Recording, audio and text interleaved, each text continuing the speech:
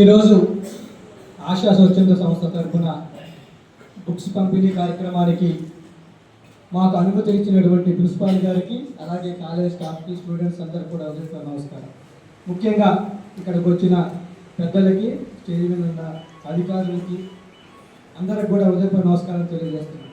ముఖ్యంగా ఆశా స్వచ్ఛంద సంస్థ ద్వారా ఎన్నో కార్యక్రమాలు మన ప్రాంతంలో చేయడం జరిగింది.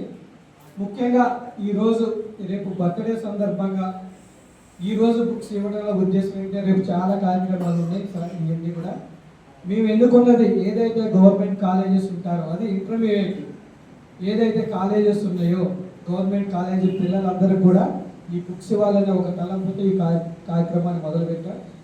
ఇప్పుడే పెళ్లిలో ప్రోగ్రామ్ పిల్లలందరికీ ఇచ్చాం.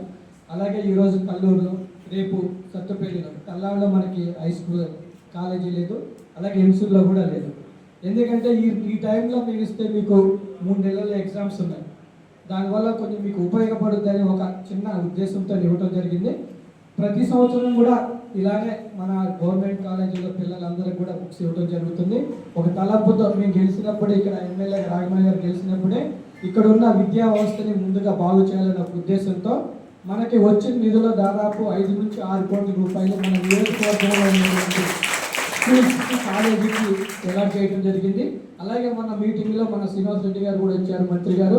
ఆయన కూడా చెప్పడం జరిగింది, ఇక్కడ మీరు హాస్టల్ కావాలని చెప్పడం జరిగింది. ఆ రోజు మనం రిప్రజెంటేటివ్ చేయడం జరిగింది. అలాగే మహిళా డిగ్రీ కాలేజీ కూడా ఇస్తామని చెప్పి వాగ్దానం చేశారు.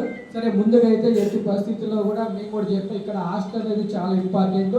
ఎంతోమంది పేద విద్యార్థులు బయట నుంచి వస్తున్నారు. ఇక్కడ హాస్టల్ ఉన్నట్టయితే ఇక్కడ స్ట్రెంత్ కూడా పెరుగుతుంది. ఎందుకంటే ఇది రెవెన్యూ డివిజన్ కూడా కల్లూరు, ఎంతో డెవలప్మెంట్ అయ్యే ఛాన్స్ ఉంది. త్వరలోనే ఇది మున్సిపాలిటీ అవుతుంది.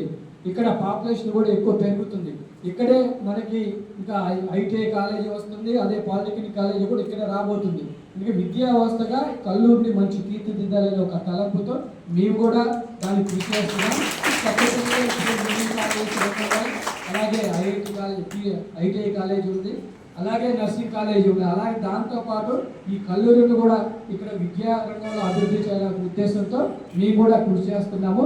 ముఖ్యంగా ఏదైతే పిల్లలకు అవసరమో స్కూల్స్లో కానీ, కాలేజెస్లో కానీ అవన్నీ తీర్చడానికి మేము సిద్ధంగా ఉన్నామని తెలియజేస్తున్నాం. ముఖ్యంగా ఈ కాలేజీకి చాలా మంచి పేరు ఉంది. ఎప్పటి నుంచో ఉన్న కాలేజీ, ఎంతోమంది ఇక్కడ నుంచి చదివి మంచి పొజిషన్లో ఉన్న కాలేజీ.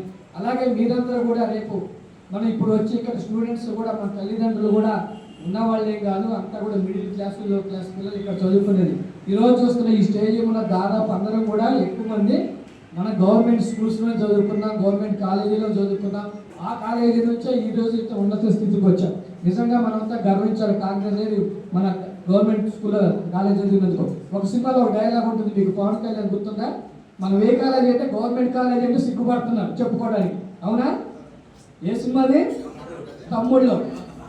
అదే మంది గవర్నమెంట్ కాలేజీ, వాళ్ళ దగ్గర మన గవర్నమెంట్ కాలేజీ అంటే చిన్నతనంగా ఉంటుందని చెప్పి మేము కూడా ఏ కార్పొరేట్ కాలేజీ పేరు చెప్పారు. కానీ ఈ రోజు మన గర్వంగా చెప్పుకోగలంటే ఏకైతే గవర్నమెంట్ కాలేజీ స్కూల్స్ మాత్రమే. ఏ ప్రైవేట్ కాలేజీలో కూడా, ఏ ప్రైవేట్ స్కూల్స్లో కూడా లేనటువంటి విద్యా వ్యవస్థ. లెక్చరర్స్ కానీ, టీచర్స్ కానీ ఎంపీలు చేస్తారు, పిహెచ్డీ చేస్తారు, ఒక కాంపిటేటివ్ ఎగ్జామ్స్ రాసి ఇక్కడికి మనం టీచింగ్ చేయడానికి ఇక్కడ పోస్టింగ్ ద్వారా ఇక్కడికి వస్తారు. అంటే ఎంతో నాలెడ్జ్ ఉంటే కానీ వాళ్ళు ఇక్కడికి రాలేరు. ఆ నాలెడ్జ్ని మనమందరం కూడా ఉపయోగించుకోవాలి. ఈ రోజుల్లో పరిస్థితి మనం చూస్తున్నాం. ఒక పిల్లవాడిని ఏమన్నా కూడా లెక్చరర్స్ కానీ, స్టూడెంట్స్ కానీ ఎమ్మంటే వాళ్ళ తల్లిదండ్రులు చేయటం, లేక 10 మంది రావటం, మా అబ్బాయిని ఎందుకు కొట్టారు, ఎందుకు తిట్టారని చెప్పి ఈ కంప్లైంట్. దానివల్ల ఏమైతుంటే విద్యా వ్యవస్థ కూడా, మన ప్రిన్సిపాల్ గారి, లెక్చరర్, టీచర్స్ కూడా పిల్లల మీద చెప్పే అధికారం కోల్పోతారు. వాళ్ళు కూడా ఇంట్రెస్ట్ ఉండదు. ఎందుకులే మనం చెప్తున్నాం పిల్లలకి, మన మాట లేదు. మేము కూడా చిన్నప్పుడు మా స్కూల్ టీచర్స్ దెబ్బలు తిన్నాం, విపరీతంగా కాలేజీలో కూడా దెబ్బలు తిన్నాం. ఆ దెబ్బలు తినడం వల్లే మేము ఈరోజు ఇట్లా ఉన్నాం. ఇంటికి వెళ్ళి చెప్పినా కూడా మా తల్లిదండ్రులకి మళ్ళీ మమ్మల్ని కొట్టేవాళ్ళు, మీరు ఏదో తప్పు చేశారు కాబట్టి వాళ్ళు కొట్టారని. కానీ స్టూడెంట్స్ మీరు కూడా, మన ప్రిన్సిపాల్ గారు కానీ, లెక్చరర్స్ కానీ మిమ్మల్ని తిట్టినా, కొట్టినా, ఏది చేసినా అది మీ బాగు కోసమే. మీరు పైకి రావాలని ఒక తలంపుతో తప్ప వాళ్ళకి ఎలాంటి రాగద్వేషాలు ఉండవు. వాళ్ళని కూడా మీ పిల్లల్లాగా చూసుకునే మనస్తత్వం ఉంటుంది. ఇక్కడ ఉన్న లెక్చరర్స్ కూడా వేరే ప్రాంతాల నుంచి వస్తున్నారు. ఇక్కడ మీకు మంచిగా ఎడ్యుకేషన్ ఇవ్వాలని ఒక తలంపుతో వాళ్ళు ఎంత వ్యయ ప్రసాదానికి వచ్చినా సరే ఒక్కసారి భార్యను వదిలిపెట్టి పిల్లల్ని వదిలిపెట్టి కూడా ఇక్కడ ఉండాల్సిన పరిస్థితి ఉంటుంది. కాబట్టి పిల్లలందరూ కూడా వాళ్ళని అర్థం చేసుకొని వాళ్ళు చెప్పే లెసన్స్ అయ్యి ఉన్నాయి అన్నీ కూడా మీరు మంచిగా ఫాలో అయ్యి రాబోయే కాలంలో మీరందరూ కూడా డాక్టర్స్గా, ఇంజనీర్గా, లెక్చరర్స్గా, ఉపాధ్యాయులుగా మీరు రాణించాలని చెప్పి మనస్ఫూర్తిగా కోరుకుంటున్నాను. ఎందుకంటే ఈరోజు మనం రేవంత్ రెడ్డి గారు గవర్నమెంట్లో కాంగ్రెస్ వచ్చిన తర్వాత విద్యా వ్యవస్థకు దాదాపు 25,000 కోట్ల రూపాయలు విద్యకి ఇవ్వడం జరుగుతుంది.